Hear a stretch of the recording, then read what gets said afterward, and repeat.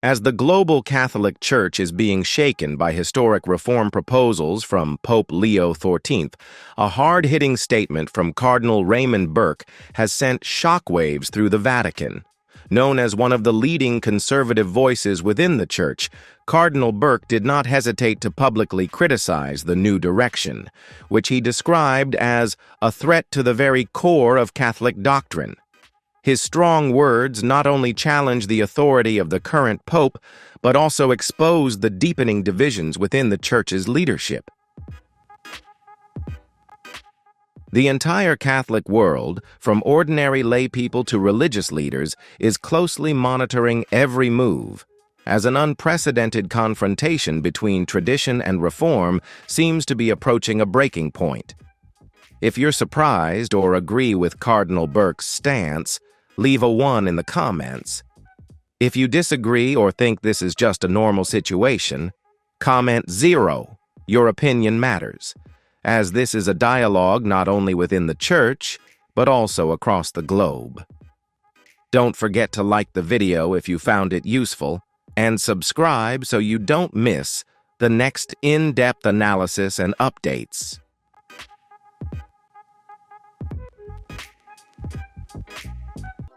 Although the Vatican has remained silent, this clash is raising major questions about the future of the Church, as debates within the Catholic community grow increasingly tense and divisive. Pope Leo XIV, who was recently elected, has expressed a more open stance on social issues, in contrast to the conservative expectations of many within the Church. This has made him a target for individuals like Burke, who fear that these changes could undermine the sacred essence of the Church.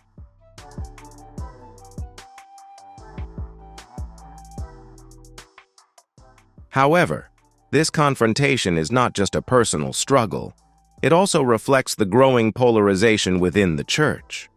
The reforms proposed by the Pope are making some faithful feel betrayed, while his supporters view them as an important step toward renewing the Church. The tension between tradition and reform is not new in the history of the Church, but such strong and public opposition between a cardinal and the Pope is a rare occurrence.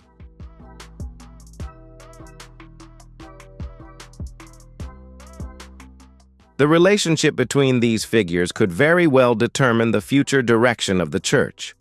With the media extensively covering the situation, the global Catholic community is closely following every development, while debates over doctrine and power continue to intensify. It is certain that this confrontation will have far-reaching effects, not only within the Vatican, but also for Catholic believers worldwide.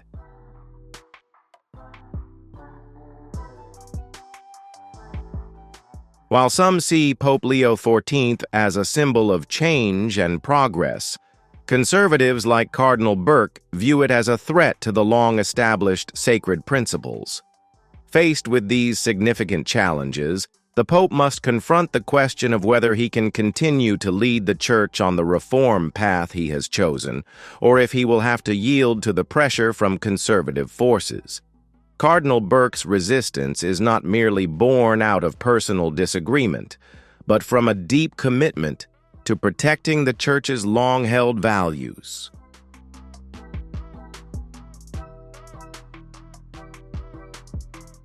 With this conflict, the Vatican may face a prolonged period of instability, with the risk of deep divisions within its ranks.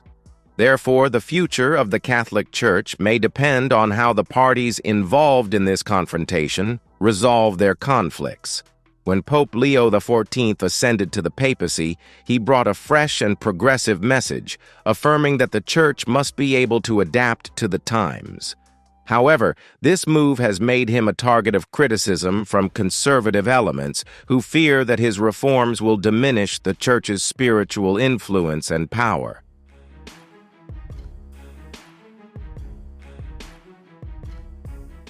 The confrontation with Cardinal Burke is part of the larger challenges the Pope faces as he strives to uphold his vision in a world rife with social and cultural changes.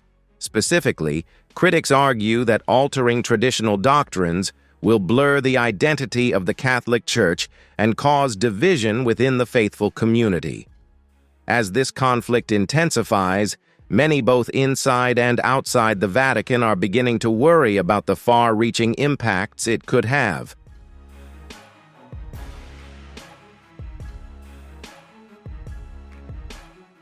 Some in the Catholic community feel that this conflict could create an opportunity for a larger conservative movement, leading to a fierce confrontation with the reforms proposed by Pope Leo XIV. These developments could have a significant impact on countries with large Catholic populations, particularly in regions like Latin America and Europe, where issues such as same-sex marriage and the ordination of women priests are being debated. Such confrontations have long existed in the history of the Church.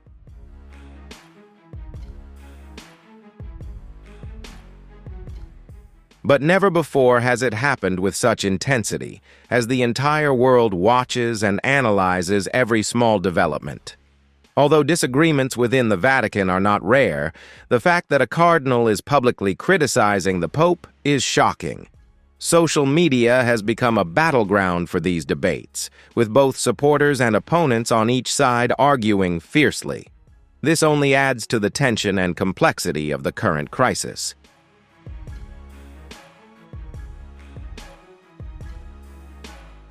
Analysts are beginning to ask whether this is a sign of a larger schism within the Church, as conservative and progressive factions face off in an uncompromising battle. Although there are no clear signs of the final outcome yet, it can be stated that this confrontation will have long-lasting consequences for the Catholic Church and how it will address social issues in the future. From the Great Schism of 1054, which saw the Eastern Orthodox Church split, to the Protestant Reformation, which shattered the Church's dominance over Western Europe, history has shown how such divisions can reshape the Church's path.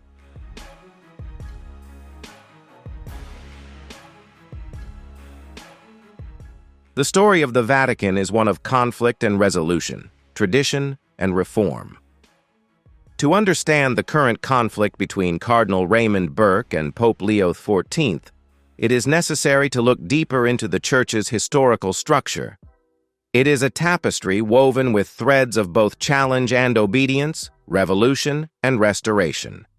Throughout its 2,000-year history, the Church has often found itself at a crossroads, with one path leading to modernization and the other pulling it back to its origins.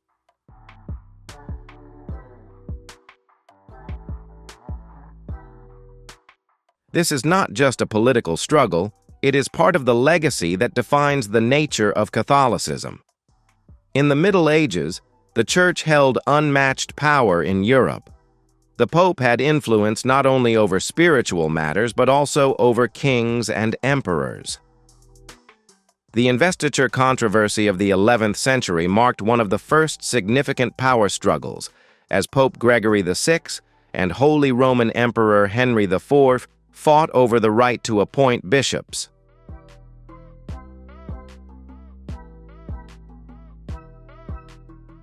The conflict reached its peak when Henry was excommunicated, and his legendary journey to Canossa, where he stood barefoot in the snow for 3 days to beg the Pope for forgiveness, became a symbol of papal supremacy over secular power, a theme that would resonate through the ages. As centuries passed, the Church faced new challenges. The Great Western Schism of 1378 led to 3 rival papal claims, each with its own supporters among the European monarchs.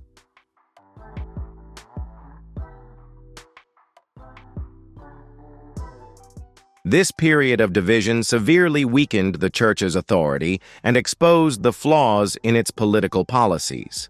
However, even amid the chaos, the Vatican sought to strengthen its power, becoming more unified and focused. The Protestant Reformation in the 16th century brought the most significant change in the Church's history. Sparked by Martin Luther's 95 Theses in 1517, the Reformation challenged the Church's practices, particularly the sale of indulgences and the nature of salvation.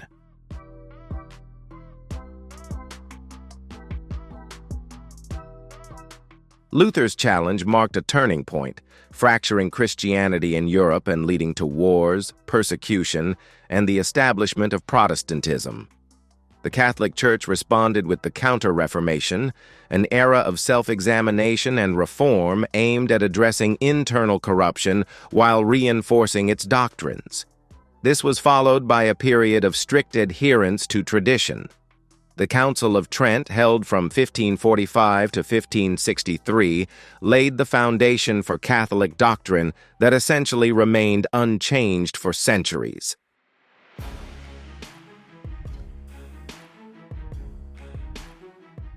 It reaffirmed the seven sacraments, the veneration of saints, and the authority of the Pope, drawing a clear line against Protestant beliefs. The Church's stance was clear. There would be no compromise on doctrinal issues. Many centuries later, the Church was again faced with calls for reform, this time from within. The Second Vatican Council, convened by Pope John XXIII in 1962, marked a major shift in the Church's approach to the modern world, known as Vatican II.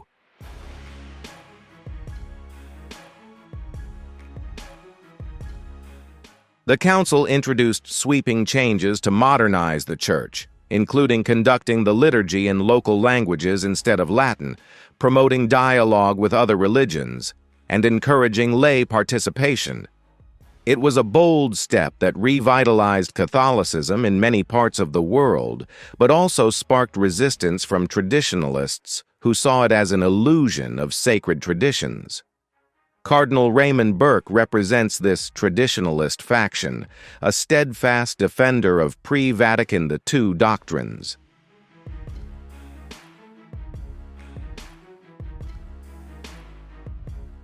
His opposition to Pope Leo XIV stems not just from simple political rivalry, but from a deep belief that the Church must remain steadfast in its doctrines, regardless of societal pressures.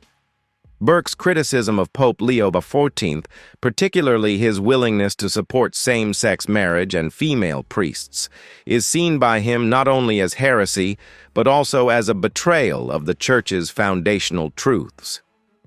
The current conflict reflects past struggles within the Vatican.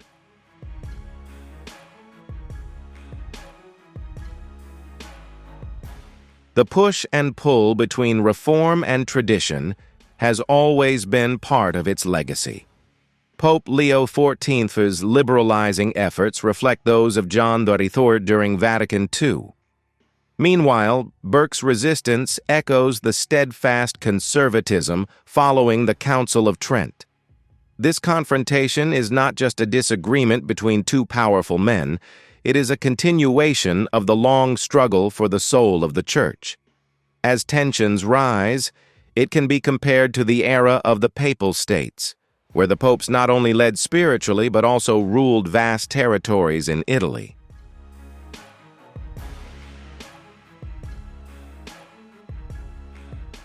Political alliances, wars, and territorial disputes were commonplace.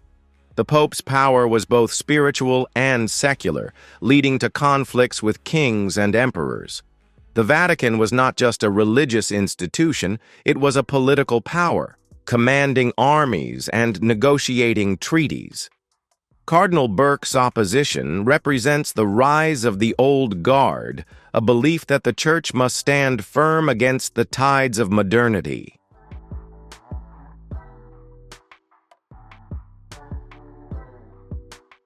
His supporters, many of whom view the reforms of Vatican II with skepticism, believe that the strength of Catholicism lies in its steadfastness.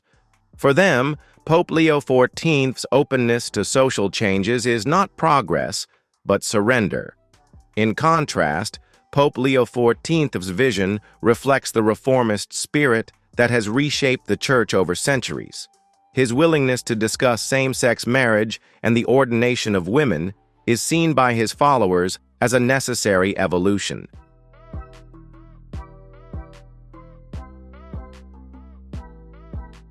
They argue that for the Church to remain relevant in the 21st century, it must embrace change while staying true to its spiritual mission. For them, Leo XIV is not dismantling tradition. He is breathing new life into it. This ideological conflict is not just theological, it is political. The Vatican is an independent state with its own governance, economy, and global influence. Decisions made within its confines ripple across the world, impacting not only Catholics but also the political landscape in countries where Catholicism is a significant force.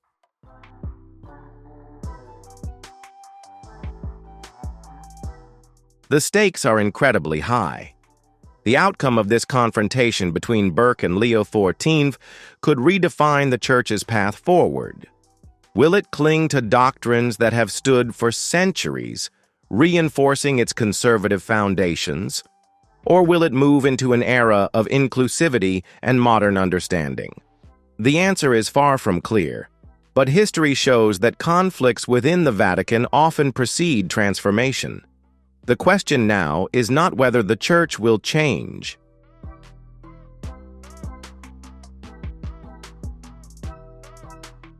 It has always changed and will continue to change, but the question is how and to what extent. Cardinal Burke's public challenge to Pope Leo XIV is just the latest chapter in a story that has been written for over 2,000 years. This is the struggle for the heart of Catholicism, but not only in the halls of the Vatican, but also in the minds and hearts of believers worldwide. Who is Cardinal Raymond Burke?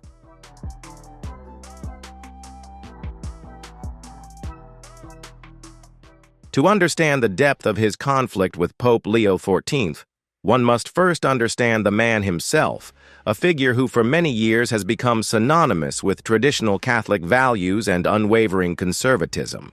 His story is not just the story of a cardinal. It is the story of a man who has dedicated his entire life to preserving the teachings of the Church, despite cultural trends attempting to change its course.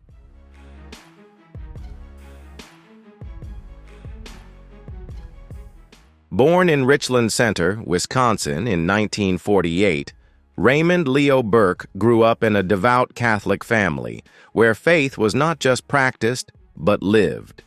His childhood was marked by a strong sense of vocation, and when he entered the seminary, it was clear that his path was set. He was ordained a priest in 1975, and his commitment to the Church's teachings was evident from the beginning. Unlike some of his contemporaries who sought to modernize the Church's activities,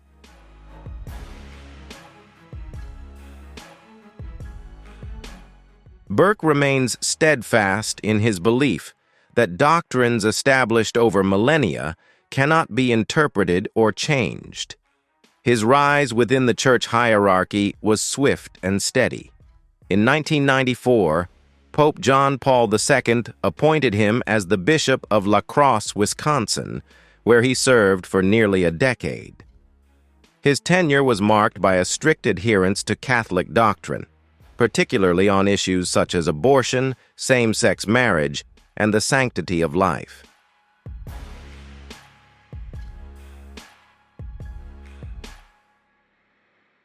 Burke's sermons are fervent, often passionate and uncompromising. He speaks not only as a shepherd to his flock, but also as a defender of truth in an era of moral relativism. His straightforward nature and strong defense of Church teachings quickly drew the attention of the Vatican.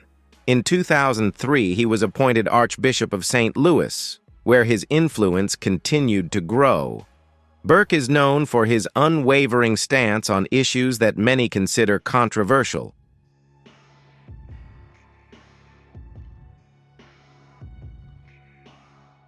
He openly refused communion to Catholic politicians who supported abortion rights, a move that received both praise and criticism. For Burke, the Eucharist is sacred, and allowing those who support what he considers grave sins to partake in it is a betrayal of the Church's principles. By 2008, Burke's reputation as a staunch defender of traditional Catholicism earned him a position at the Vatican, where Pope Benedict XVI appointed him as the head of the Apostolic Signatura, the highest judicial body in the Church.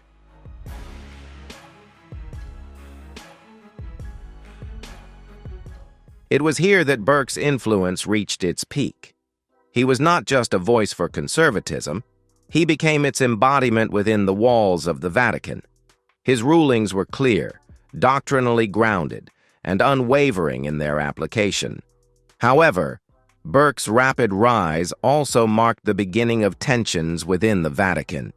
His strict interpretation of canon law and outspoken opposition to progressive movements within the Church brought him into conflict with more reform-minded clergy.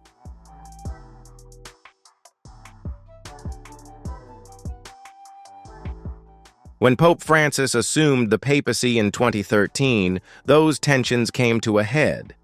Francis, known for his more inclusive approach, sought to open dialogue on issues such as climate change, economic inequality, and even discussions surrounding same-sex unions.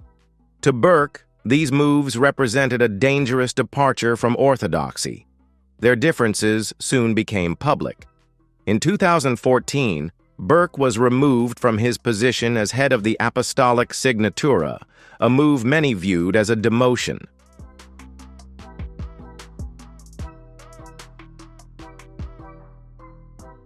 Perhaps it was the clearest sign of the growing rift between tradition and reform at the highest levels of the Church. Undeterred, Burke continued to speak out, warning against what he saw as distortions of Catholic doctrine. He aligned himself with conservative factions, becoming a symbol of resistance against the changes introduced during Pope Francis's tenure. Burke's criticism went beyond theology. It extended to the governance of the papacy itself.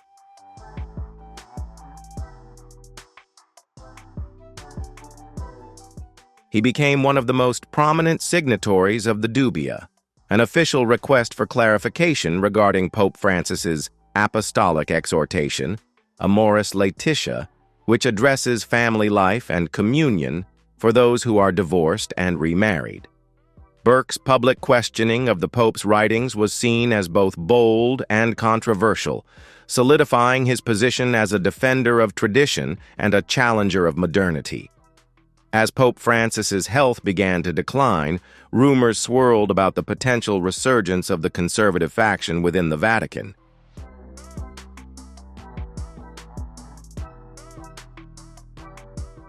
Burke's name was mentioned among those who could influence the next conclave, should a vacancy arise.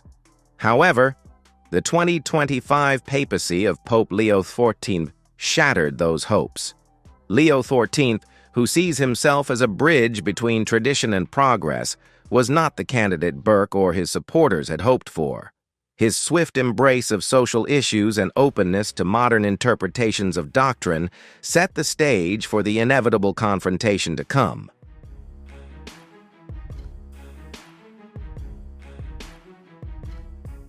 The public nature of the confrontation between Burke and Pope Leo XIV is what makes it particularly noteworthy. Burke, who has always championed the sanctity of tradition, saw Leo XIV's progressive vision as a direct threat to the foundation of the Church. His accusations that the Pope would bring same-sex marriage and female priests into the Church were not mere speculation. They were a rallying cry for traditionalists who feared that the Church was straying too far from its roots.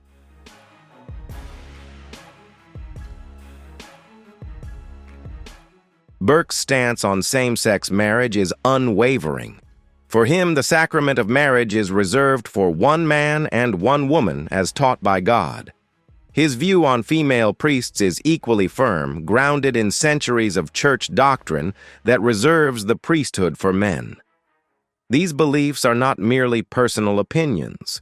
For Burke, they are essential elements of Catholic doctrine. He argues that changing these would undermine the fundamental structure of the Church.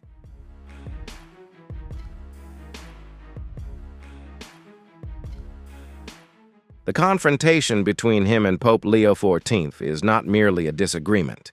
It is a battle for the heart and soul of Catholicism. Burke's supporters see him as a beacon of moral clarity in a world that has lost its way. They view his defiance as a courageous act, a stand against secular forces that threaten to infiltrate the Church.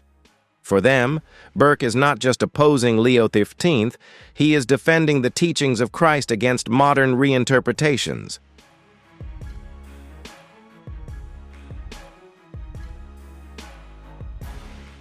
However, critics of Burke argue that his rigid stance could alienate Catholics from a church that seems increasingly disconnected from modern reality.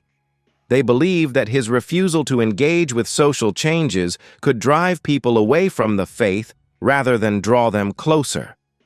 For them, Pope Leo XIV's vision represents hope, an opportunity for the Church to remain relevant in a constantly changing world.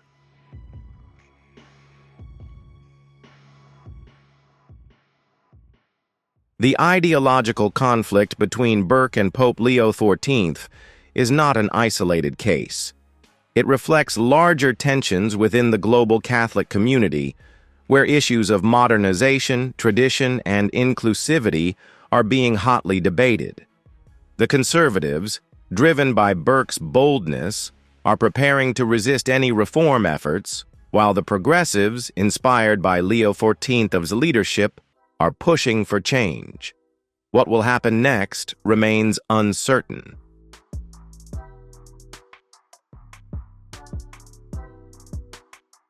Burke's influence within the Vatican remains strong, bolstered by a network of supporters who share his vision of a church unyielding to societal pressure. However, Pope Leo XIV holds the power of the papacy and the ability to implement change. The confrontation between them is not just about doctrine, it's about the future of the Catholic Church itself. The world is watching as battle lines are drawn, with each side firmly holding to its beliefs.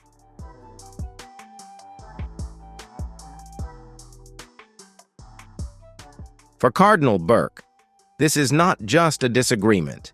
It is a crusade to defend the faith as it has been practiced for centuries.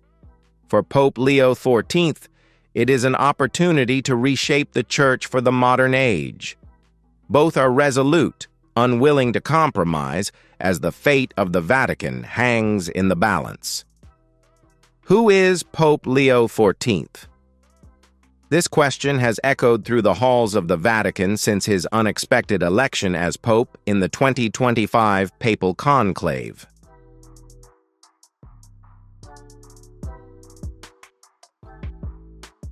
His ascension to the papacy marks a dramatic shift in the leadership of the Catholic Church. This is a moment that many view as a crossroads for one of the world's oldest institutions. To understand the scale of the current confrontation between Pope Leo XIV and Cardinal Raymond Burke, one must understand the man at the center of it all. A man who, in a short period of time, has steered the Church onto an unprecedented path of change.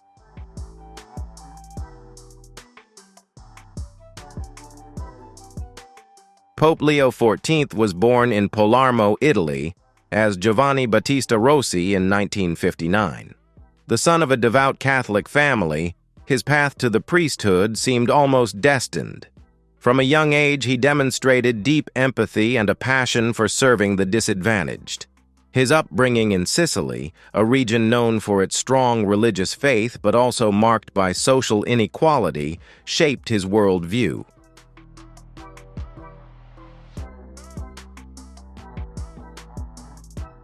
He witnessed firsthand the struggles of the poor, the disenfranchised, and the forgotten.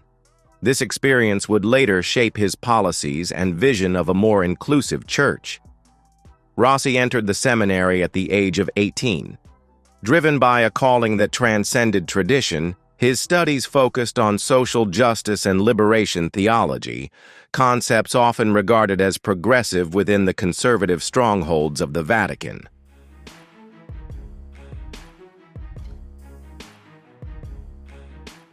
He argued, even as a young seminarian, that the Church's role went beyond spiritual guidance.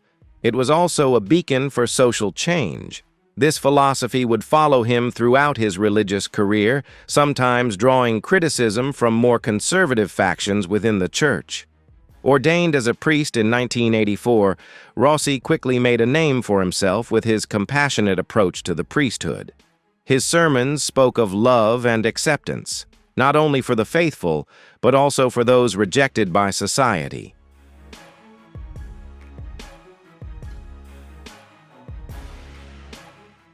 In the 1990s, he served as a parish priest in Rome, where his reputation for humility and kindness grew steadily. During this time, he began to attract attention from higher-ups in the Vatican due to his progressive views on issues such as poverty, climate change, and immigration. In 2005, Pope Benedict XVI appointed him Archbishop of Palermo, a role that would place him on the global stage. Rossi's work in Palermo was transformative.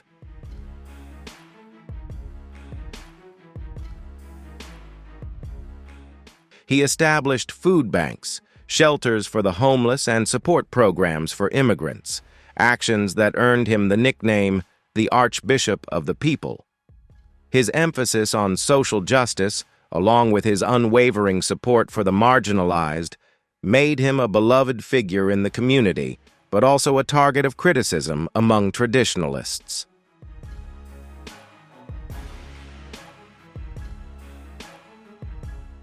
When Pope Francis ascended to the papacy in 2013, Rossi found an ally at the Vatican.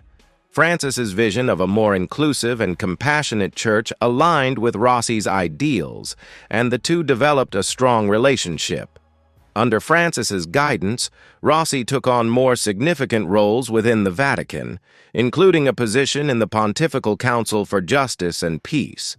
His influence continued to grow, and his reputation as a reformer was solidified.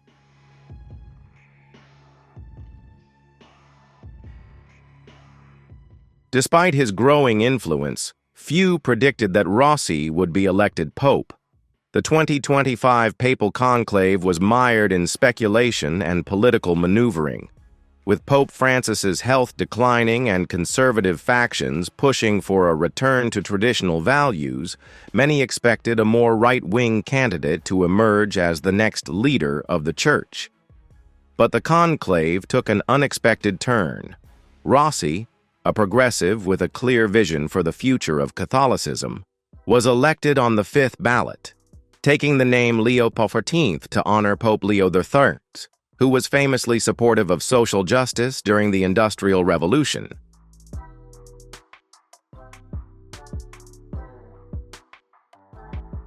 From the moment he stepped onto the balcony of St. Peter's Basilica, it was clear that Pope Leo XIV would be different. His first speech was not a call for tradition, but a call for unity and compassion. He spoke about the need for the Church to be open to all, regardless of race, gender, or sexual orientation. His words were met with thunderous applause from the crowd gathered below. But behind the walls of the Vatican, whispers of dissent began almost immediately. Pope Leo XIV wasted no time in putting his vision into action.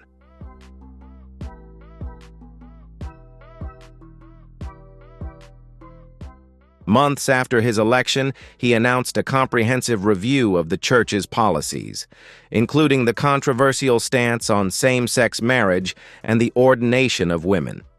This move was seen as progressive, even by those who supported Francis's reforms. Traditionalists, including Cardinal Burke, quickly condemned the proposals, accusing Leo XIV of abandoning church doctrine in an attempt to appease. For Leo XIV, the reforms were not about abandoning tradition, but about embracing humanity.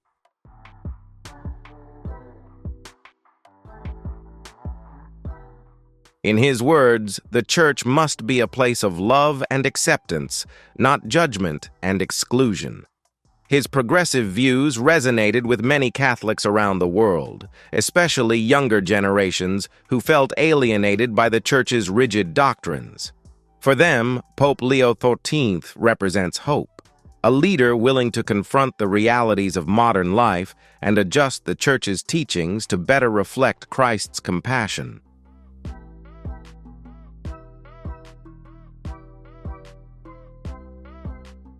But not everyone saw it that way.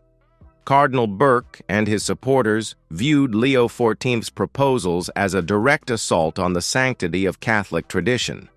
To them, the Pope's willingness to discuss same-sex marriage and female priests was almost heretical. Burke's public announcement of his vision was the opening shot in a fierce ideological battle within the Vatican. Tensions reached a peak during a private meeting of senior cardinals, where Burke is said to have confronted Pope Leo XIV directly.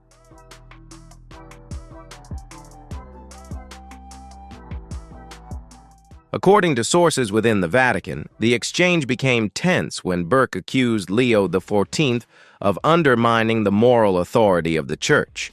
It is said that the Pope did not back down. He remained steadfast in his belief that the Church must evolve if it is to remain relevant. Those present described the scene as a clash between two powerful wills, one rooted in tradition, the other in reform. For Pope Leo XIV, this confrontation was not just a political struggle.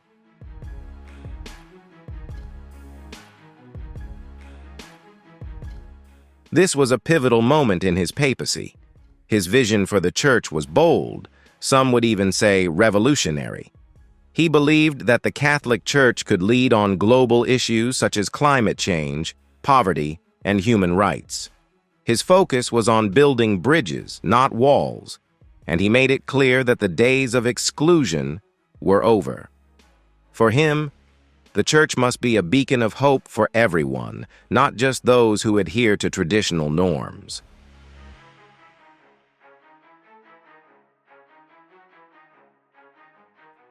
However, this vision placed him in direct conflict with powerful figures within the Vatican. Cardinal Burke's public accusations that Leo XIV intended to open the Church to same-sex marriage and female priests were not only controversial, but also threatened to fracture the unity of the Church. The lines of the battle were drawn, and neither side seemed willing to back down. Pope Leo XIV remained resolute. In his most recent speech, he reaffirmed his commitment to inclusivity and reform, declaring that compassion is not a weakness.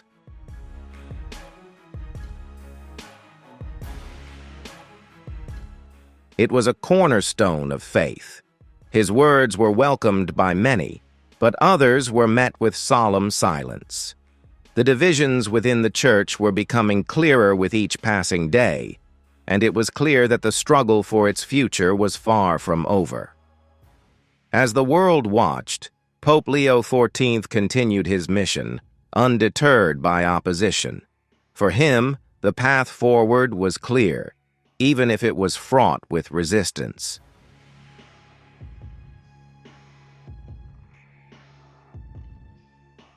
The question now is not whether Pope Leo XIV can withstand the opposition, but whether the Catholic Church can withstand the changes that his voice, steady and decisive, cuts through the silence like a knife. He begins with a series of critical, measured, and calculating questions that challenge the very foundations of Pope Leo XIV's proposals. Burke, a traditionalist, does not beat around the bush. He questions the biblical basis for same-sex marriages and the legitimacy of female priests, citing centuries of tradition and unbreakable doctrine that, he argues, cannot be so easily set aside.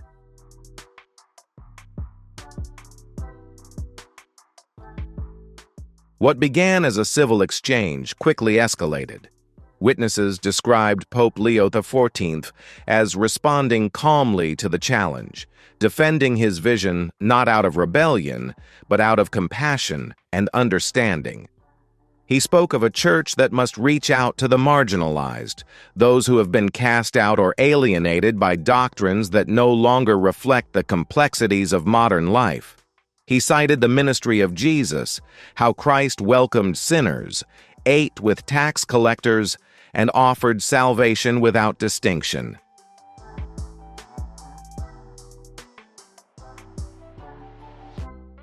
Burke, however, did not back down.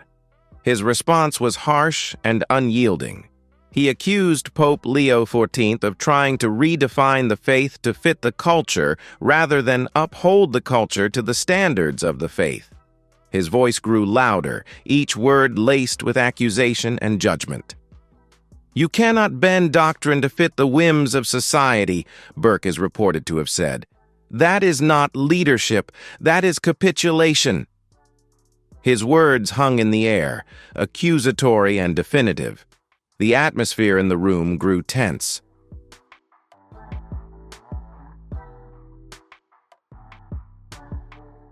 Burke's supporters sat stoically, nodding in agreement, while Leo XIV's supporters shifted uncomfortably, their expressions expressing disbelief at the cardinal's audacity.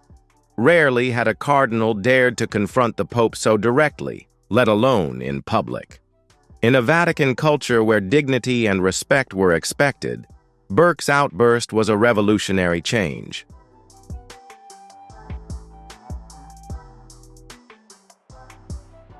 Some in attendance described it as a calculated show of defiance, a statement not just to the Pope, but to the entire church hierarchy that tradition would not be abandoned without a fight.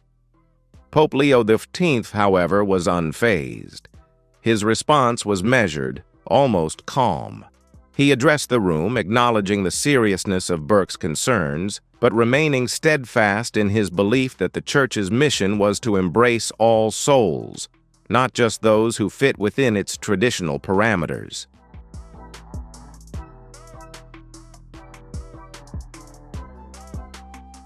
"Compassion is the heart of faith," he is reported to have said, his voice firm. "To reject those who seek love and acceptance is to reject the very essence of Christ's message." The tension between the two was palpable, their words clashing like swords. Burke, unmoved by Leo XIV's call for compassion, countered with doctrine.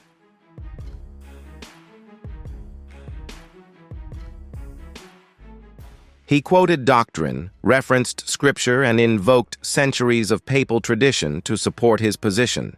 His voice grew louder, more passionate. Each statement was filled with conviction.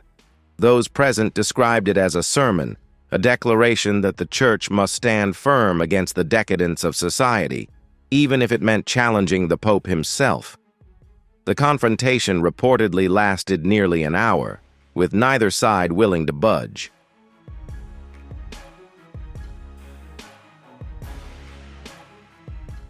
Witnesses noted that the room was increasingly divided, factions quietly forming among the cardinals.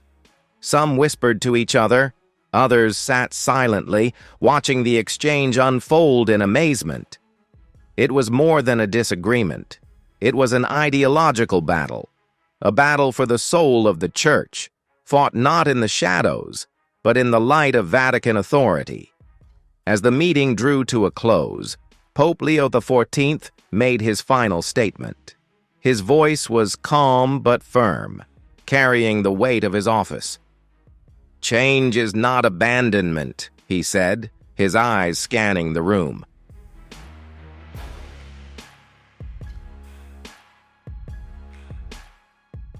"It is an evolution.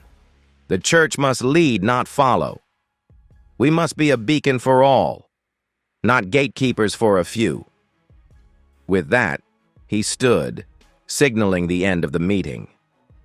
The cardinals, many of whom had remained silent, slowly rose and left the room, their expressions a mixture of shock, confusion, and in some cases outright defiance. Reports of the confrontation spread quickly throughout Vatican City and beyond.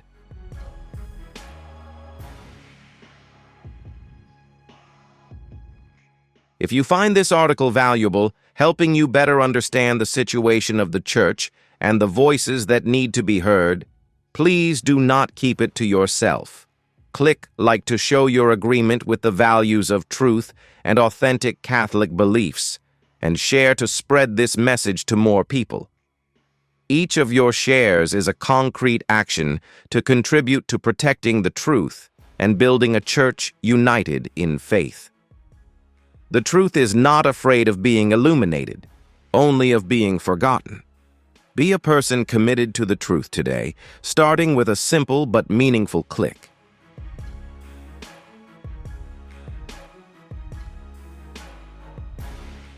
Insiders spoke of a rift not seen since Vatican II, a schism that threatened to split the Church along ideological lines. Traditionalist groups praised Burke's courage, praising him for standing up to what they saw as a dangerous liberalization of Church doctrine. Supporters of Pope Leo XIV, meanwhile, applauded his determination, his willingness to embrace the marginalized, and his vision for a more inclusive Church.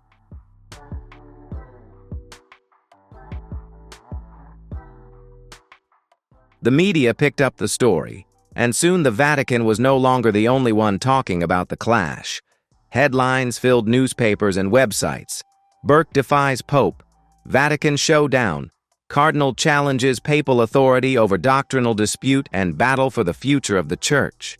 The showdown became the centerpiece of religious debate around the world, with clergy and laity weighing the merits and dangers of reform.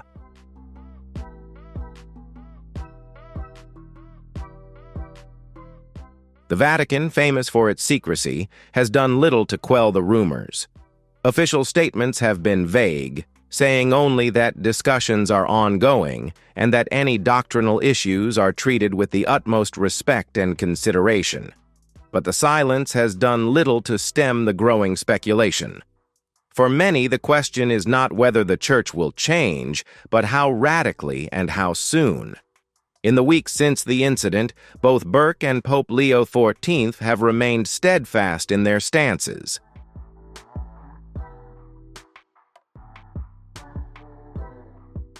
Burke continued to speak out in public, giving interviews and making statements that reinforced his belief in the sanctity of tradition. His speeches were filled with aggressive and profane language, a rallying cry for those who believed the Church should be unyielding. Leo XIV, on the other hand, continued his work quietly but resolutely. He met with progressive leaders, spoke openly about inclusivity, and reiterated his commitment to modernization.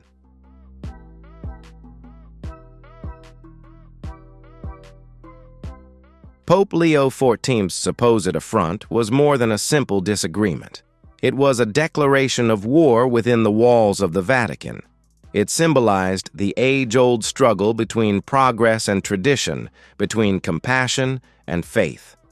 As the Church stood at this crossroads, the world watched, waiting to see which path it would take.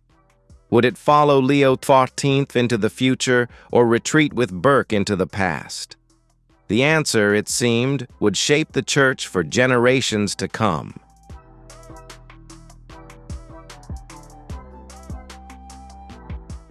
The debate over same-sex marriage in the Catholic Church is not a new one, but it reached a fever pitch under Pope Leo XIV. The controversy, fueled by his openness to dialogue on the subject, sparked fierce debate within the Vatican and across the global Catholic community. For many, it represented a dramatic shift in the Church's stance, a move toward inclusion that was both hailed as progressive and condemned as heretical.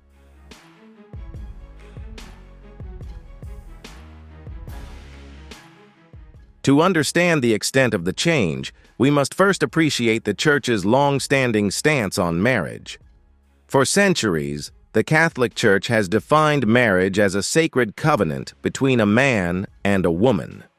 Rooted in Scripture and reinforced through catechism, this belief has become the foundation of Catholic doctrine. The Catechism of the Catholic Church, a document that outlines the fundamental principles of the Catholic faith, explicitly condemns same-sex marriage.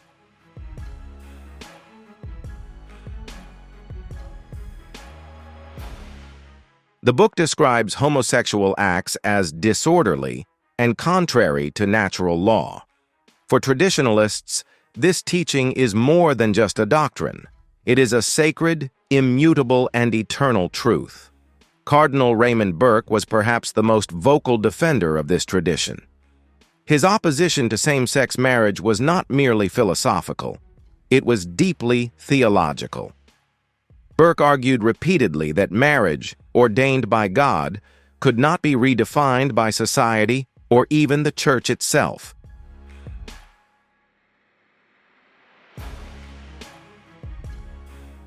He insisted that doing so would undermine the sanctity of the sacrament and abandon biblical truth. In many public speeches, Burke warned that accepting same-sex marriages would lead to a moral breakdown in the Church, setting a dangerous precedent for future doctrinal reinterpretations. Pope Leo XV, however, took a markedly different approach. His vision of the Church was one that embraced all of God's children, regardless of their sexual orientation.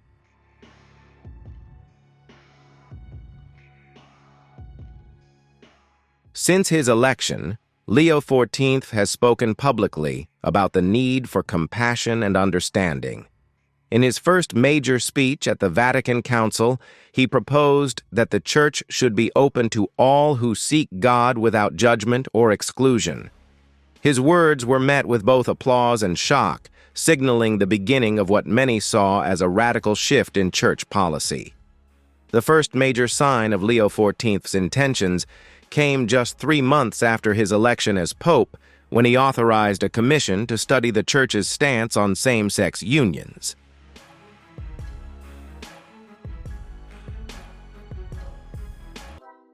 The commission, made up of theologians, clergy, and lay people, was tasked with examining the theological and social implications of recognizing same-sex partnerships in the Church.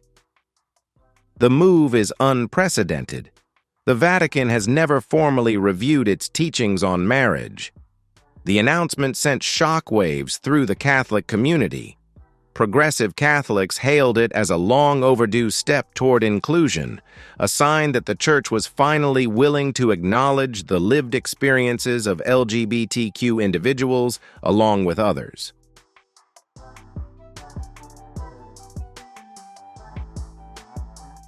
For many, it was a moment of hope, a sign that the doors of the Church were beginning to open wider. But for traditionalists, it was a sign of capitulation, a dangerous flirtation with secular ideologies that threatened to erode the very foundations of Catholic doctrine. Cardinal Burke was among the first to publicly denounce the commission. In a statement released just days after the announcement, he declared that the Church had no right to change what God had commanded.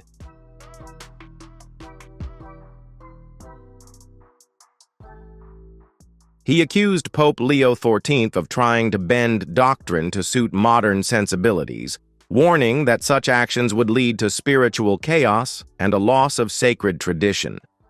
His words were echoed by conservative bishops across Europe and the United States, many of whom vowed to resist any attempt to change the Church's definition of marriage. As the commission began its work, tensions within the Vatican became apparent.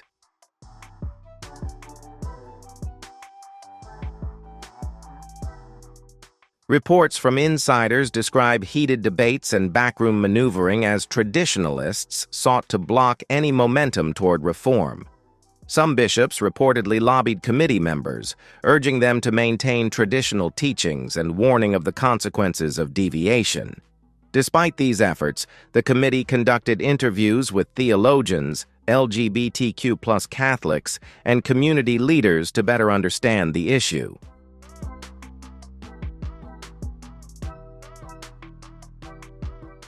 The Commission's findings were presented to Pope Leo XIV after a year of research.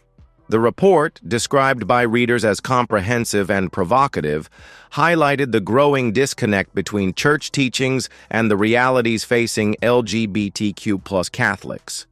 It included testimonies from same-sex couples speaking about their love, commitment, and faith, challenging the Church's long-held narrative that such relationships are incompatible with Catholic values.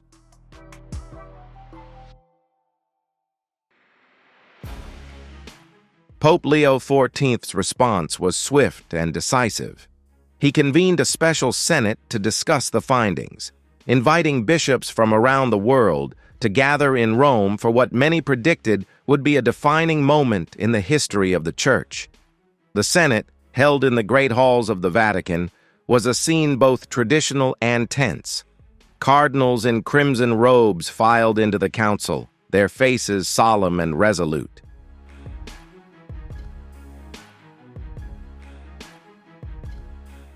Outside, thousands gathered, some praying for change, others protesting.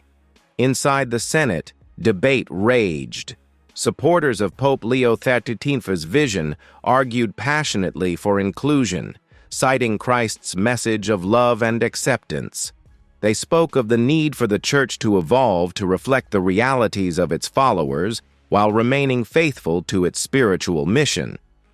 Bishops from progressive dioceses shared stories of LGBTQ+ Catholics who had been ostracized by their communities, denied the sacraments, and felt abandoned by their faith.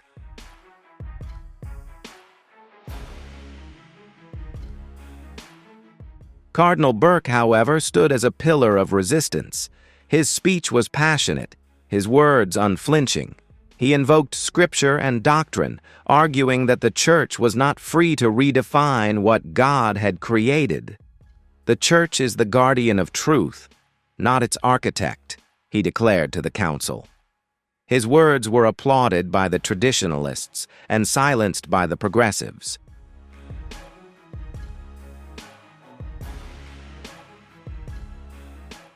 The Senate ended without a clear resolution, but the lines were drawn.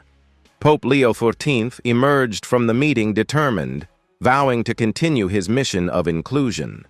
He spoke of dialogue and understanding, of reaching out to those who felt abandoned by the Church. Burke, on the other hand, left the Senate with renewed conviction, promising to oppose any attempt to change the Church's teachings on marriage. Outside the Vatican, the debate continued to rage.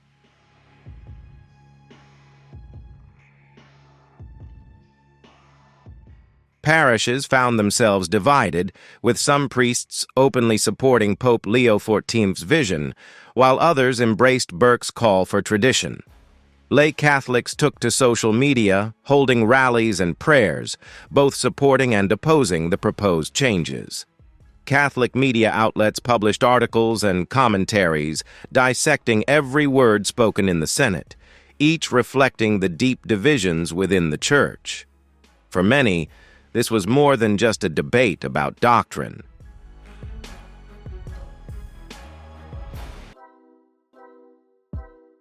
It is a battle for the soul of the Church itself. Will the Catholic Church evolve to embrace a broader understanding of love and family, or will it remain rooted in its centuries-old teachings? Pope Leo XIV and Cardinal Burke have set the stage for a fight that will define not only their legacies, but the future of Catholicism as a whole. The world watches the debate unfold. Each side stands firm in its beliefs. For now, the Church remains at an impasse.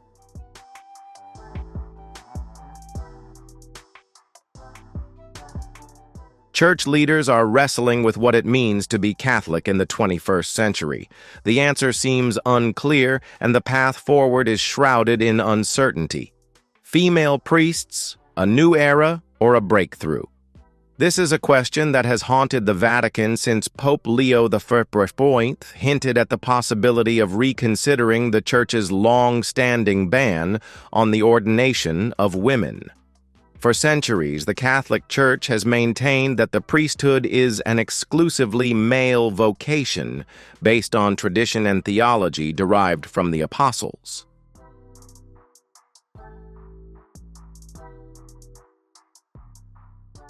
But under Pope Leo XV, that sacred tradition was called into question, sparking fierce debate and deep controversy. The origins of the Church's teaching on the ordination of women can be traced back to the earliest days of Christianity. Catholic doctrine holds that Jesus Christ specifically chose men to be his apostles, setting the precedent for the preservation of the priesthood through apostolic succession. This tradition was reinforced in the writings of church fathers such as St. Augustine and St. Thomas Aquinas.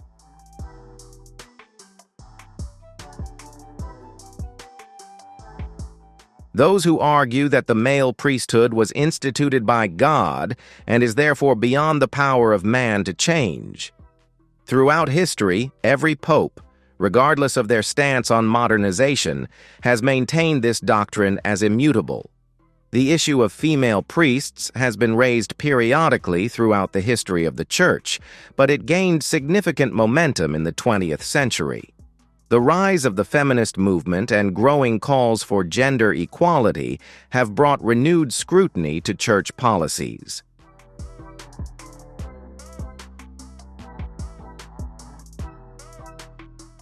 In 1994, Pope John Paul II issued an apostolic letter, Ordinatio Sacerdotalis, which reaffirmed the Church's position that women could not be ordained as priests. In it, he declared that this ruling would be accepted unequivocally by all members of the Church, seemingly closing the door to any further discussion. For traditionalists, Ordinatio Sacerdotalis was the final word. Cardinal Burke, a staunch defender of Catholic orthodoxy, has long argued that male priesthood is not just a matter of tradition, but also a matter of God's will.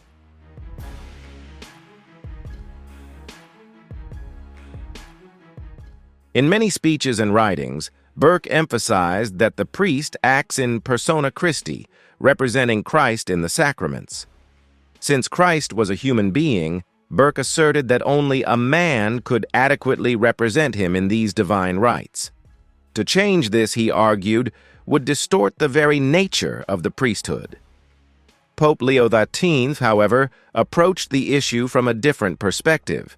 Since his election, he has spoken publicly about the role of women in the Church, arguing that their contributions have been undervalued and underrepresented for too long.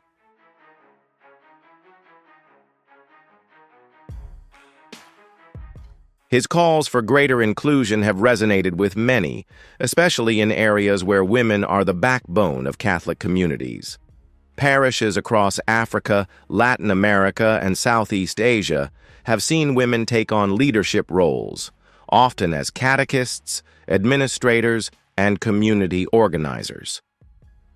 Leo XIV praised these contributions, even suggesting that the Church reconsider the role of women in pastoral life.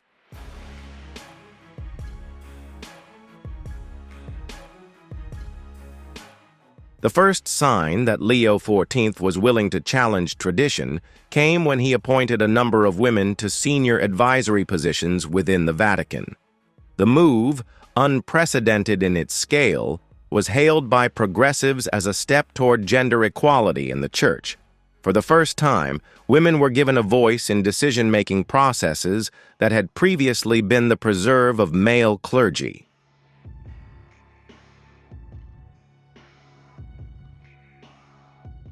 Pope Leo XIV defended the appointments, declaring that the Church was the body of Christ and that each member, regardless of gender, had an important role to play in its mission. However, these changes were only the beginning. In a move that sent shock waves through the Vatican, Pope Leo XIV announced the creation of a special commission to study the historical role of women in the Church, with a specific focus on the earliest Christian communities. According to some scholars, women held important positions in the early days of the Church, often serving as deacons and even presiding over congregations.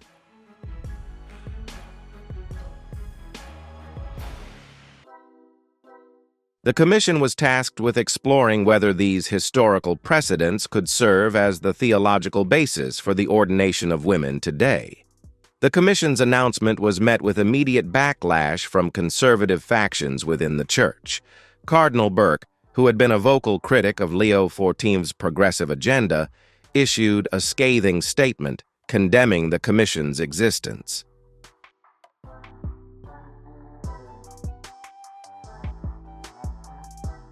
In his view, any attempt to reconsider the issue of women's ordination is a direct challenge to the teachings of John Paul II and the unbroken tradition of the Church. Burke calls it an affront to sacred tradition and warns that it will cause irreparable damage to the moral and theological foundations of the Church. However, supporters of Leo XIV see the issue differently. They argue that Church teachings are not immutable and that reform is not heresy, but progress.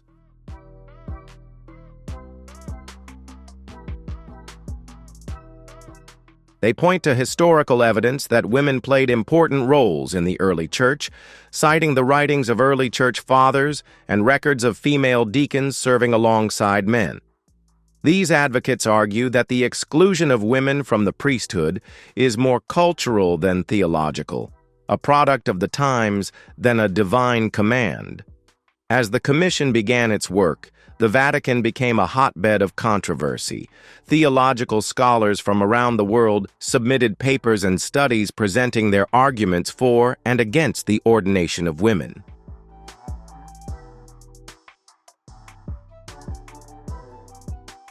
Conferences were held, discussions heated up, and the divide between traditionalists and progressives deepened.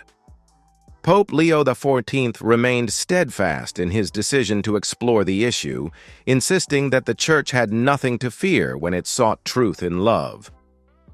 The Commission's findings, published after a year of deliberation, were nothing short of groundbreaking.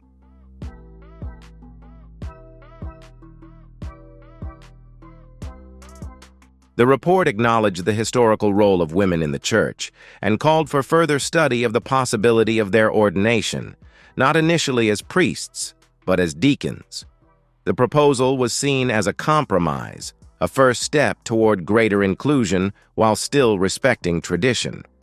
Leo XIV accepted the recommendation, calling on the Senate to discuss the possibility of female deacons, a move that had not been seriously considered since the early centuries of Christianity. Cardinal Burke predictably responded with vehement opposition.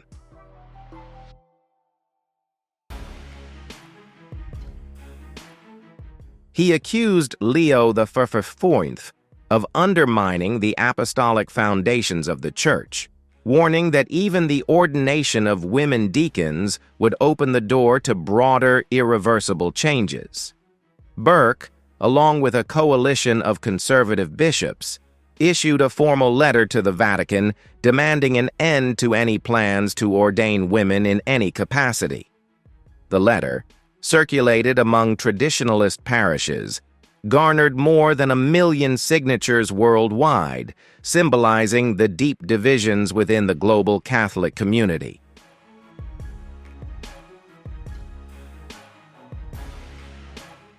Despite the opposition, Pope Leo XIV went ahead, scheduling the Senate to meet the following year.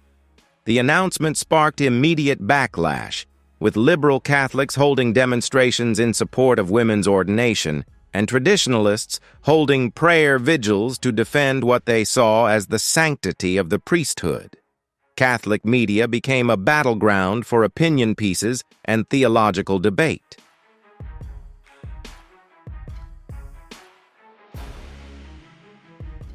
Each side stood firm in its beliefs. As the date of the Senate meeting approached, tensions within the Vatican became more apparent. Reports of whispered conversations and secret meetings among conservative cardinals suggested that opposition to Leo XIV's reforms was strengthening. Cardinal Burke remained at the forefront of this resistance. His public speeches grew more passionate as the weeks passed.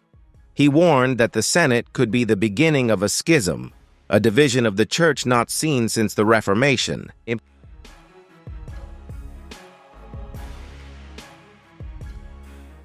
The world watched as Pope Leo XIV stood firm in his determination to explore the ordination of women. Hopefully, this translation meets your needs. If you need any further assistance, please do not hesitate to ask.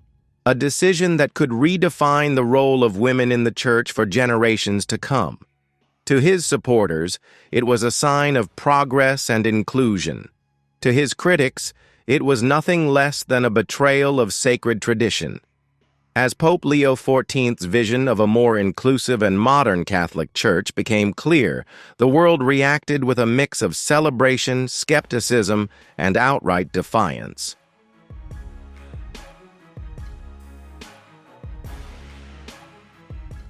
The proposed changes, which include a reassessment of the Church's stance on same-sex marriage and the ordination of women, have sparked debate not only within the Vatican, but around the globe.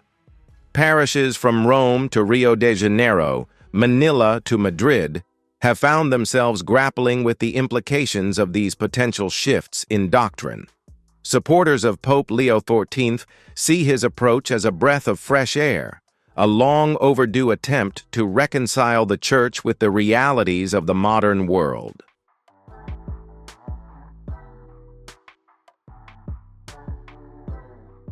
For them, the Catholic Church's rigid stance on social issues created barriers that pushed away those who felt marginalized or unwelcome. Pope Leo XIV's proposals represented hope, a chance for renewal, and a chance to bring back those who had drifted away from the faith because of feelings of exclusion. Catholic reform groups hailed his leadership as courageous and transformative, holding rallies and prayers to support his vision. In South America, where Catholicism remains a dominant faith, Pope Leo XIV's message of inclusion resonated deeply.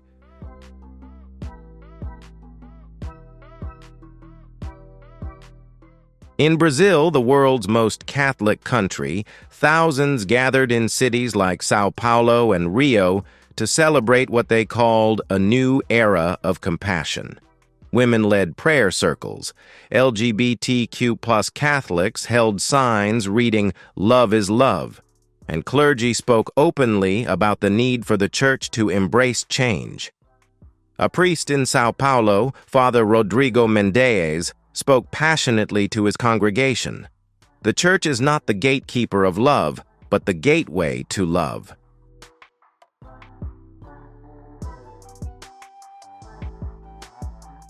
Pope Leo XIV understood that, and so do we. Similar sentiments have been echoed in the Philippines, where Catholicism is woven into the fabric of daily life. Progressive Catholic groups have held events in Manila praising Leo XIV's willingness to listen to the voices of those who have long felt silenced. "For too long, we have been afraid to speak our truth," said Maria Torres, an organizer with a Catholic women's group in Manila.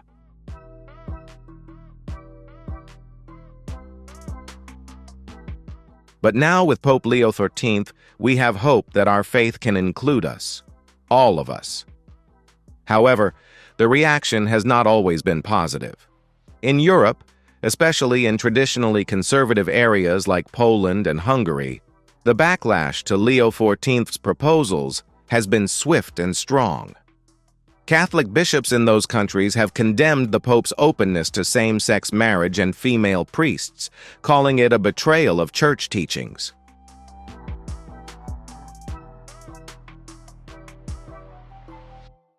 Warsaw Archbishop Marek Kowalski did not mince words in his public remarks. The Church is not a democracy. Its teachings are eternal and cannot be rewritten to suit modern ideologies.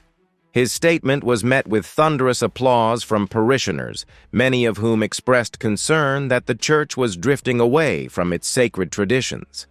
In Hungary, Prime Minister Viktor Orban, known for his staunch defense of conservative Christian values, weighed in on the controversy, saying his government would continue to support traditional family values as defined by the Bible.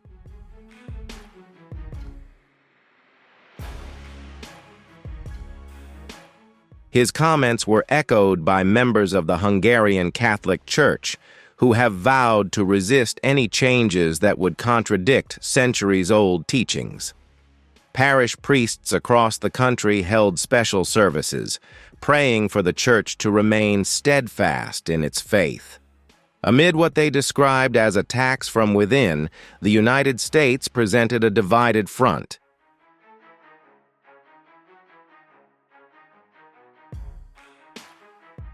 In progressive cities like New York, Boston, and San Francisco, Catholic congregations have largely welcomed Pope Leo XIV's 14th vision. Activist groups like Catholics for Equality in New Ways have publicly announced their support, holding marches and prayers in solidarity with the Pope's message. Father James Martin, a prominent advocate for the LGBTQ community and Catholics, expressed his approval in a widely circulated video.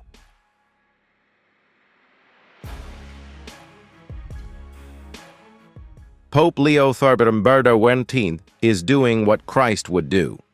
He is reaching out to those who have been shut out for too long.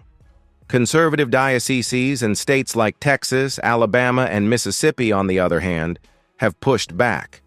Cardinal Robert Mahoney of Houston issued a statement condemning Leo XIV's proposals as reckless and a departure from the teachings of Christ. In a speech to his congregation, Mahoney warned that the Church was on the brink of schism.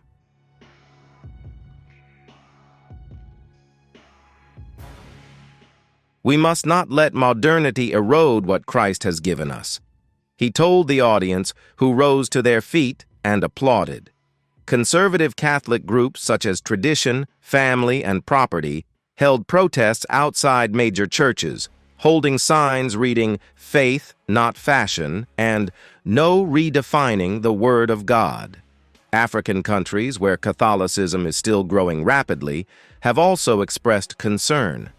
In Uganda, Cardinal Peter Odango, one of the most influential voices in African Catholicism, publicly criticized Pope Leo XIV's intentions.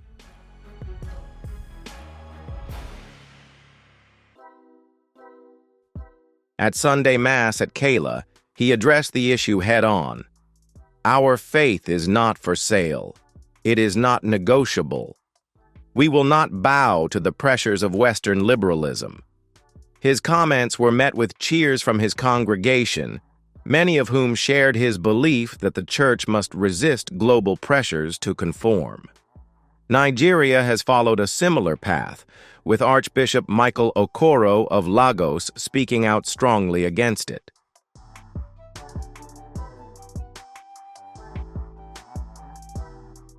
His sermon, broadcast on Nigerian media, declared Pope Leo XIV's 14th vision a betrayal of the divine order. Okoro emphasized the Church's role as a bulwark of tradition, a beacon guiding believers through the storms of moral decay. His words resonated deeply in a country where Catholicism is associated with cultural conservatism. In Australia and New Zealand, the response was more mixed.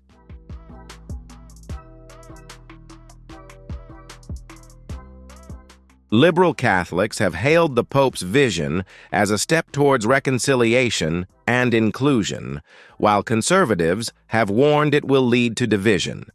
Bishop Francis Williams of Sydney, known for his progressive stance, expressed hope that the Church would eventually embrace a broader understanding of God's love. In contrast, Cardinal Patrick O'Connor of Melbourne has called for prayer and fasting to protect the Church from what he described as false reforms.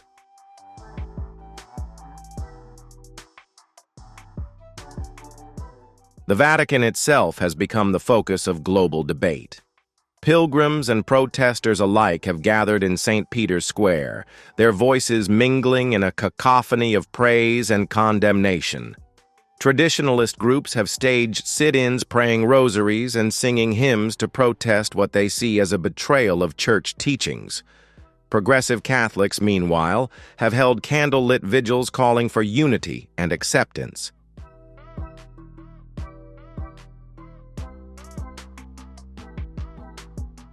The international media has covered the controversy with relentless scrutiny. News headlines have heated up the debate, with questions about whether Pope Leo XIV could change Catholicism, or whether this would lead to a schism. Pope Leo XIV, for his part, has remained steadfast. In his public speeches, he has spoken of love, unity, and the need for the Church to remain relevant in a rapidly changing world.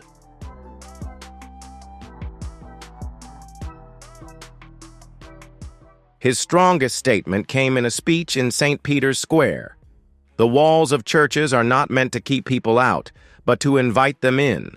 If we close our doors to those who seek God, we betray our mission.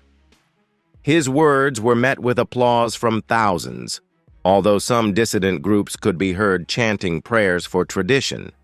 The stage was set.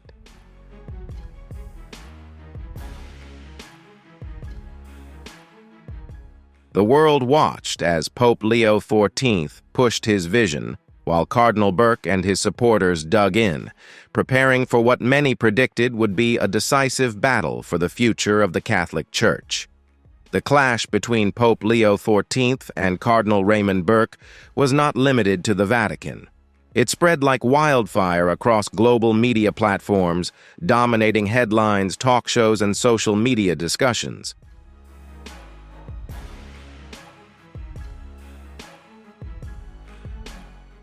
Major news outlets like CNN, the BBC, Al Jazeera, and Reuters have been covering the unfolding drama, dissecting every statement, every gesture, and every response from both the Pope and the Cardinal. The controversy has become a flashpoint for broader discussions about faith, modernity, and the future of organized religion in a developing world. Traditional media have framed the story as a battle for the soul of the Catholic Church. Headlines have been stark and dramatic. Vatican in turmoil as Pope pushes for reform, conservative rebellion against Pope Leo XIV, and schism forming.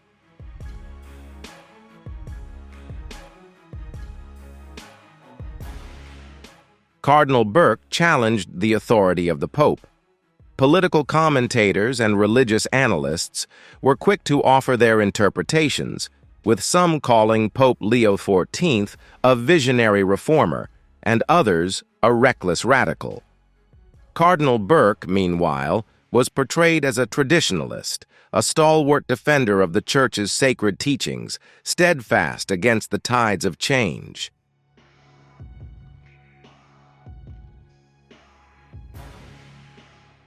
Television networks held nightly debates featuring Catholic theologians, bishops, and lay people with opposing views. Panels discussed the implications of Pope Leo XIV's proposals for same-sex marriage and women's ordination. Advocates passionately argued for inclusivity, often citing Jesus' teaching to welcome all into the arms of faith. "Christ embraced the outcast," said Father Michael Donovan, a progressive priest from Chicago, in a heated debate on CNN.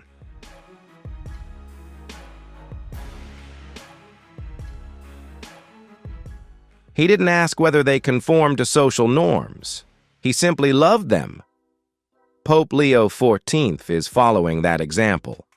Conservative voices have pushed back with equal conviction. Bishop Thomas McCarthy, a traditionalist from Ireland, appeared on Sky News to voice his objection. "The Church is not a democracy," he declared firmly. "We don't change doctrine because of cultural trends. Truth doesn't evolve."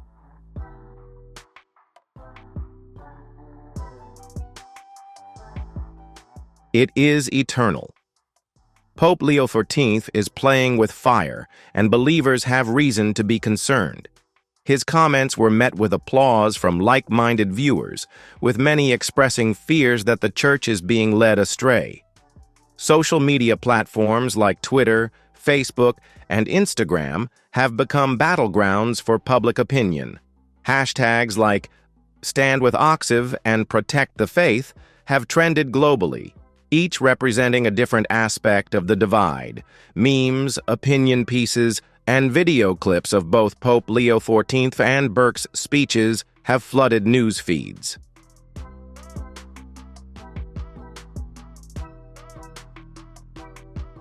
Progressive Catholics shared images of rainbow flags and inclusive ceremonies, while traditionalists posted images of solemn masses and scriptures emphasizing the sanctity of marriage between a man and a woman. YouTube saw an explosion of commentary videos, with influencers from both the religious and secular world joining in on the controversy. Channels dedicated to Catholic advocacy released video after video dissecting Pope Leo XI's December 14th statements, citing scripture and church tradition to counter his proposed changes.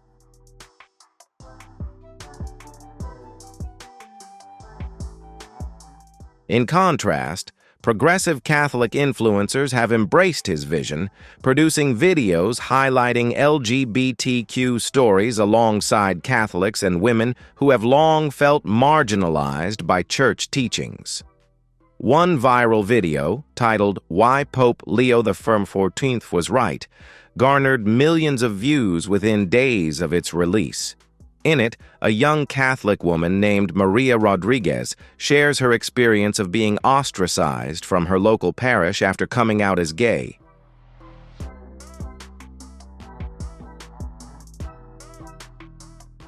Her emotional testimony touched the hearts of many viewers, who flooded the comments section with messages of support. "This is what the church should be," one user wrote.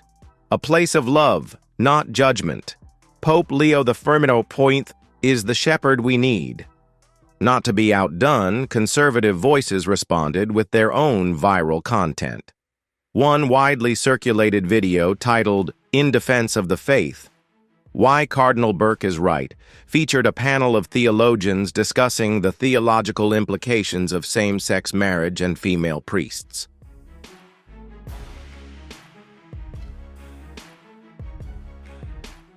"This is not about hatred or exclusion," one speaker insisted. "It is about fidelity to the teachings of Christ. To change these teachings is to abandon the very essence of Catholicism." The video was shared on conservative networks, bolstering support for Burke's stance. The controversy even sparked protests and demonstrations. In Rome, supporters of Pope Leo XIV gathered outside St. Peter's Basilica, holding a banner that read, "Love is love, and the Church is for everyone." Religious songs filled the air as Catholics from around the world joined hands in prayer, calling for inclusion and compassion.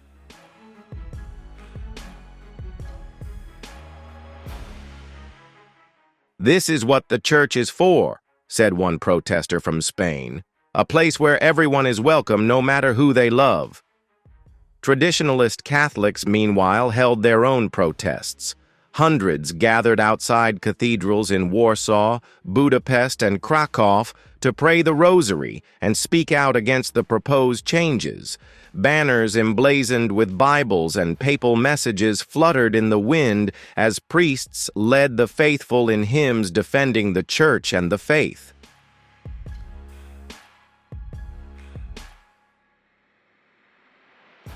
Images of Cardinal Burke, often juxtaposed with those of Pope John Paul II, have become a symbol of resistance.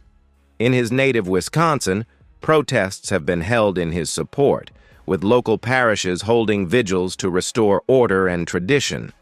The political sphere has also seen increasing divisions. In the United States, conservative politicians have aligned themselves with Cardinal Burke's stance, praising his commitment to traditional values.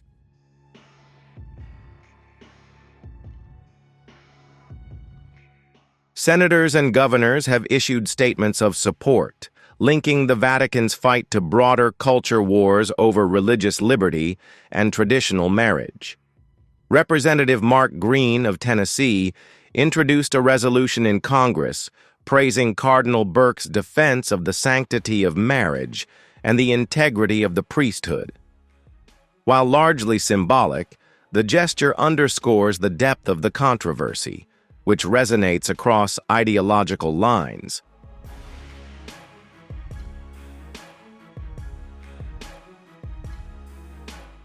International leaders also weighed in. In Europe, Hungarian Prime Minister Viktor Orban backed Cardinal Burke, saying Europe must defend its Christian roots against the pressures of modern liberalism.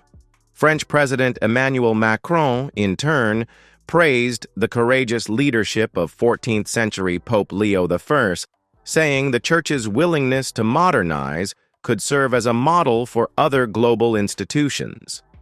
The Vatican, which typically keeps a low profile in its public communications, issued a series of statements aimed at quelling the firestorm.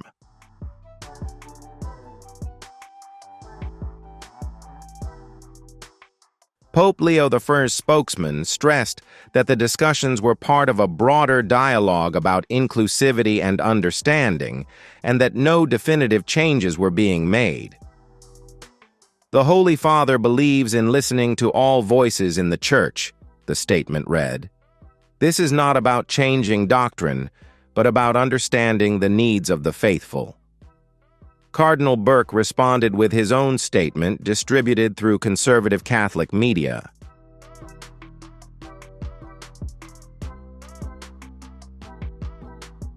He redoubled his commitment to upholding the teachings of the Church, declaring that no earthly power, not even the Pope, could change the divine order established by Christ. His words were a clear signal that the battle lines were firmly drawn and that compromise would not be easy to achieve. Public opinion polls reflected deep divisions. Surveys conducted in Europe and America showed that younger Catholics strongly supported Pope Leo XIV's vision of inclusiveness, while older generations largely sided with Cardinal Burke.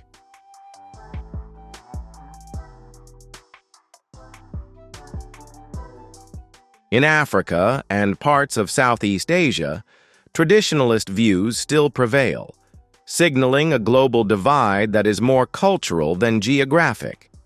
The stage is set for what many believe will be a defining moment for the Catholic Church. The world watches, the faithful pray, and tensions within the Vatican walls grow thicker with each passing day. The question looms larger than ever.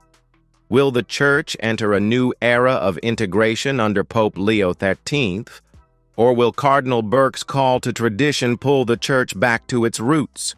The answer, it seems, will not come easily.